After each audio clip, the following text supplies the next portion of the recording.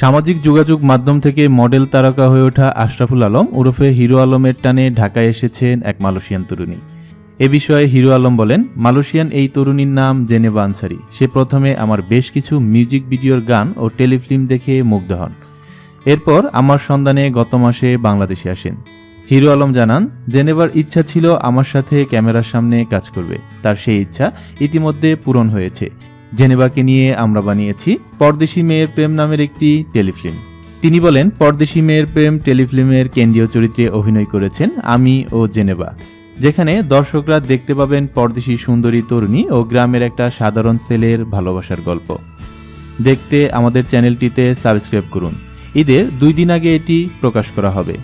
আশরাফুল হোসেন আলমের রচনা ও মশিকুলের পরিচালনায় ইতিমধ্যে টেলিফিল্মটির দৃশ্যধারণ শেষ হয়েছে। এতে হিরো আলম ও জেনেভা ছাড়াও মোহাম্মদ শওকত আলী তালুকদার, ফাহমিদা, ঈশান, রানা, সাধন, পরাণ, মুস্তাফিজ প্রমুখ অভিনয় করেছেন। চারিদিকে ঘটে যাওয়া বিনোদনের সব খবর সবার আগে পেতে আমাদের চ্যানেলটিতে সাবস্ক্রাইব করে সাথেই থাকুন।